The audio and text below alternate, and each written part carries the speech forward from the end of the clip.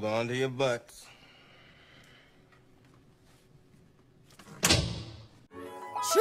Let's get it. Shake it like understand who I is. Not that many gon' do it like this. Bob your head, we can hear my shit, but I'm on my shit. I ain't has no chill. I'm who I are. I'm who I is.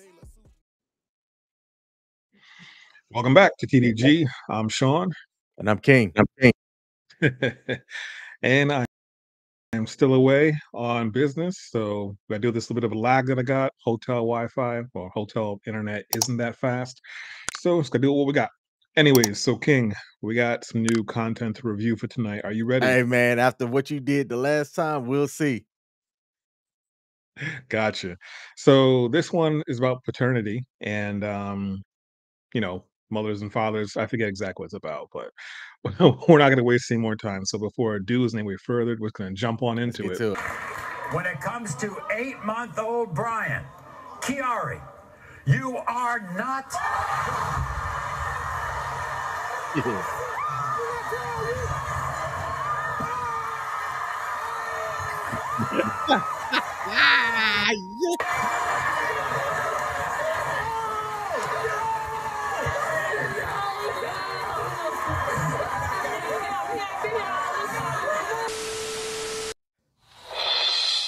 Tonight, a bill proposed in the Tennessee state legislature could make it mandatory now for fathers out of wedlock to take a DNA test before signing a birth certificate. Pause. I think A, that's needed, and B, it doesn't matter if it is out of wedlock. Even if you are married, in my opinion, in the United States across the board, it should be a mandatory DNA test because paternal rights are essentially established based on the assumption that you are the father. And look, there's too many stories out there that we can name of people that were in a marriage that one spouse cheated and got pregnant, and the person that they were married to thought that they were that kid's dad until it was proven that it wasn't. Right. And now, do you think it should be a mandatory option or just mandatory that it gets done no matter what? So for instance, nurse comes into the room and says, Mr. Smith, it's common enough last name. Do you want to have a paternity test done? Should not be optional. It should be mandatory. Mandatory, Okay. period. With the way our current laws are structured and set up, it should be mandatory, period. Fair enough. Fox 13 government reporter Kayla Solomon joins us live. Kayla, this bill was discussed and passed in a House committee today. And, you know, it goes back. There have been advocates who said it could solve a lot of problems if it were just the first thing that happens for all babies. Yes. Yep. Regardless. That's right, Merle. And this is also coming on the heels of another child support reform bill that was recently passed that says if fathers fall behind too much on child support, they can now lose custody of their children. Now, I spoke to one Memphis representative who says this is specifically for couples who are not married. To lose custody of your kid because you're behind on child support, I don't know about that one, man. There's too many factors that could lead into why you were behind. Like if your static bills change or you lose income, but your bills don't go away, and and you're just trying to juggle and figure out, okay, I gotta make the mortgage or make the rent. The electricity still needs to stay on. Just because I can't send Susie $200 from my income because I've lost income, and that happens over 6 months. So now I'm $1,200 in the hole because I've lost income and I haven't had time to go down. I'm making excuses now, and I haven't had time to go down to the court to change my child support payment due to my change in income. And then but the court's gonna hold me to that. You shouldn't lose custody of your kids because of that. Well, my question to that would simply be, would that go both ways? Is that strictly towards the father, or is that to a mother as well? If she loses income, if the father has custody, or they have shared Mhm. custody, or however you want to split it, and the wife or the mother, she loses her income, she can't support, or she can't send the child support. Would she be liable to lose her rights to the kid? It should go both ways. Taking Yeah, emotions and I agree. feelings out of it, logically, it should go both ways. Yeah, I'm with you. This is a big deal. This is an issue that Why does needs to people's be head keep fixed. popping in? State Representative Antonio Parkinson says the conception of this bill came from a haircut trip. I was in the barbershop and this young man stopped me and he said that he was in a long-term relationship. Everything happens in the They had a barbershop. Mhm. child. It, you know, they were living together at the time. Parkinson says the man went on to say that after the kid turned 5, he found out his partner had an affair, and a DNA test later revealed the man was not the child's father after all. Pause. At that point, oh, it should be established at that point that this man is no longer obligated for any parental support for that child going forward. If he signed the birth certificate because he thought that that kid was his and found out Mhm. 5 years later that the kid wasn't his, and then did a DNA test to confirm it, then there should be an immediate legal thing for it to just like it should be like an automatic thing. I shouldn't have to go in and file and do a whole lot of legal rigmarole Jumbo. to not have to then have her have the ability to take me to court for child support because I signed the birth certificate under the assumption that my living girlfriend and I had a child together. I should not be You know, obligated to do that. No. you know what's funny? Um, when there's what's it called? Alimony? No. What's the other thing when you divorce? You have Is it alimony? alimony. That's the money that you pay to someone to give a little bit of financial or restitution towards them post divorce. Oh no, that's not what I meant. The prenup. When you have a Okay. prenup, right? So basically, when you get a prenup, a woman can say that she was made to sign under duress unless she didn't have like a witness there and a notary republic or of some sort, Mhm. and if it wasn't signed in front of like lawyers and maybe a judge, she can say like I signed under duress and therefore it gets knocked out. So I wonder, could that be something a man could use, because isn't that a certain type of duress? I mean, you're thinking it's a happy time, and you're thinking it is your child because she's telling you it's your child, but only she knows who she slept with, you know? So if it comes to find out that you're not the father and you basically signed under a certain form of duress, I think, like you said, it should just be really quick. You go down to whatever office, you bring your DNA test saying this isn't my child, whatever child support's on the books immediately gets canceled. That's interesting. There's a couple of different actual legal terms when you get into because I've had contracting law and things like that, but it's been a minute and since I don't do law on the daily. I'm not going to sit here. Yeah, I've had a contracting law class, but be able to tell you exactly what those terms are. There's a couple of different things that can get you out of a contract if it's proof, but you have to provide the proof that you were under duress or things for certain stuff to be considered null and void. I don't know if you can use I was under duress signing it, after the baby was born because the nurses came in and was like, you need to sign this paperwork. And that can be able to get you to have future parental child support thrown out. Isn't there isn't there I mean, I don't know if you know, I definitely don't know, but isn't there some amount of time that, I guess the husband or the father has to sign the paperwork to say he's the father? Is there like a time limit on I that? used to know, yes, there actually is. And I don't know if it varies by state or by county that you're in, but there is a certain time there, or at least there used to be. And I only know that because personally, I'm sitting at an issue where I'm wondering why the hell my dad didn't sign my birth certificate. He was there for my birth. Oh, Yeah. oh, do you look like him? Hey, I can show you and you can be the judge. Shout out to my pops. He watches this channel. This might be the first time he's heard me say that though. He might be like, "Oh, he found out." He over there. It's like Exactly.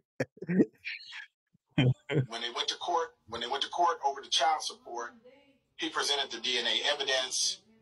The magistrate, and this is in Shelby County Juvenile Court, the magistrate basically banged the gavel down and said, somebody's got to feed them, and it's going to be you.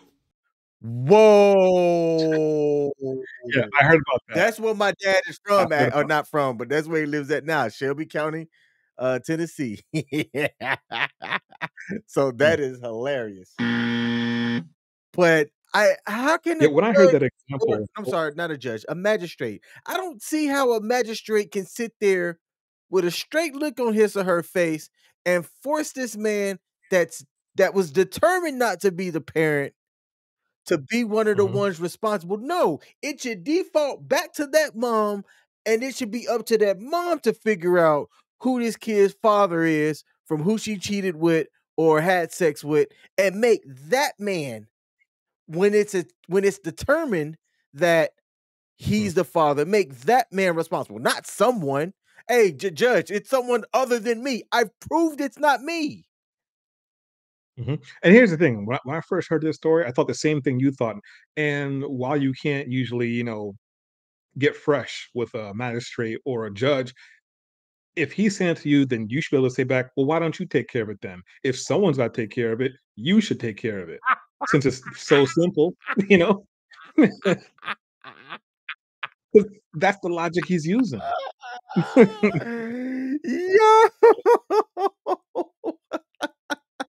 I mean, if it were me, I'd say, "Judge, Your Honor." Oh man, hey, Why don't you take care of this kid that is since you think someone should take care of that it? is hilarious. Hey, you know what? Let that happen and let somebody be bold enough to go, judge. Why don't it be you then? Oh man, that's good. Hey, you know what? You can make judge. For all I know, this your kid, and then file the paperwork to have the DNA test done to the judge. Oh man, and hey, I did look it up.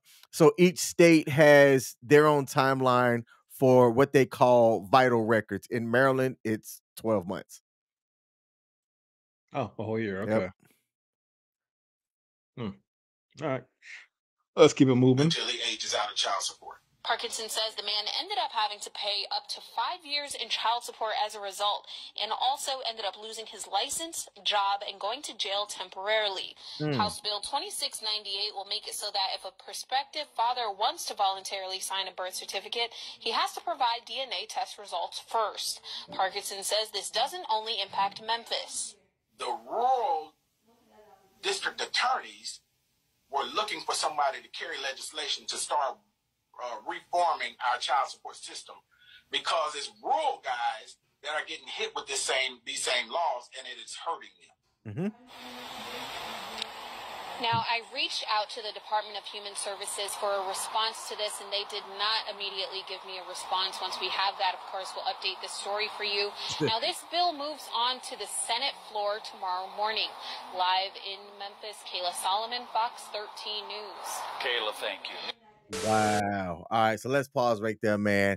Look, people. As we're going through our voting season and things like that, you want to put in legislators that support this kind of stuff. There should be reform for paternity stuff because of how our current laws are set up now. That something like that should not happen. This man who just because he had been sleeping with somebody and had thought for 5 years that was his kid, that dude shouldn't have to have his life upended where he sent to jail for child support for a kid that's not his. That man, when I understand why some people be looking up services online to take people out, if you know what I'm saying. I get it. there needs to be fairness on both sides. So in this case, we don't know all of the facts, but we'll suppose here for a second that after the 5 years, he finds out kid isn't his. Woman knows, like I said, who she slept with in that time period. Usually within like 30 days that they have to conceive. If she willingly knew that she slept with someone else and didn't tell him, and if that's able to be proved in court, then she should have to start paying some sort of restitution or back pay or back child support back to him to re-enrich him basically of his funds that he's put into that Mhm. kid. So basically, just like when a child is yours and to pay child support, you're taking to court and look at your asset, not your asset, sorry, your assets, your income. And based off of your income, they then formulate what's fair for you to pay monthly for the child. They should do that to the mother to pay back the the father who thought he was the father, look at her income and monthly payments for the time and up until he found out, in this case, 5 years. So if it's $200 a month for 5 years, so be it. But the thing is, like I said, the saying goes, mother's baby, father's maybe. Mother knows who she's left with. So why are guys being penalized for that other than the government benefits off of whether it's your child or not? They get a piece of that the income from the child support because there's a percentage of every child support payment that gets paid to the government. One of the reasons why it's so tough to get reform on something like this because the government does not want to fix this issue because they'll be losing money on it. Every single child support payment that's paid, they get a percentage. I don't know if it's a different percentage per state or if it's across the board. Let's just say 10%. 10% times how many single mothers are out there, claiming children. The government gets a piece of everything. So if they're really concerned about putting money in the pockets of these families so they can pay for school and daycare and food, they wouldn't take a piece of it, would they? But they do. No, now let me correct something or one thing because I don't know how this is across the board, right? I Mhm. pay child support. I was married. I am divorced. I have one kid with my ex-wife. I pay child support. We don't use a system to transfer the money from my account to my kid's mother's account. We as long as I make the arranged payments that we have in our parental agreement, I want to say it's either that one or there's actually probably a certain form or word for it. Mhm. Then and it can be proven, which because of mine and my ex-wife's job, it can be proven. We don't go through a system. I have just a direct deposit that goes from my account to her account, and it is in the amount of what we had agreed upon in our divorce decree. So nobody's getting, anything from that. The only time that I can get in trouble about that is, let's say I changed my job or whatever, it's then up to me to then set up whatever. Like if I no longer have a direct deposit and I'm getting paid in some other form, now it's up to me to then make sure that she gets that money. Otherwise, she can't take me to court to say that, hey, he's not agreeing to what can be enforceable by our arrangement. Now, I don't know if Maryland does have that system because I know some people use it, and maybe that system does take a cut because of it being a state funded thing. I don't know, but I know that for my case, that's not necessarily how it works. Right. I mean, I'm not a lawyer either. We have to ask the legal guy, I forget his name. um, but from what I've heard from other legal professionals, they typically say that put yourself on child support because something goes wrong and the government finds out. Like I said, I know you're saying the government already knows because of your agreement you have through the courts. But apparently, from hearing, if the government finds out, then they're going to charge you all that back pay that essentially you haven't paid because it wasn't on the Oh books. yeah, yes, Now, yes. That's my advice to anybody out there that you might have some type of arrangement and yada yada. I'll say it may be only a small percentage of couples or ex couples that can make that work. I tell a majority of the rest of everybody else, especially if you have a contentious relationship with your kid's mama, put yourself on child support. And it might turn out, because not all states are the same, but most, and I've just only looked at 7 different states. It's determined by the income levels and the time of custody.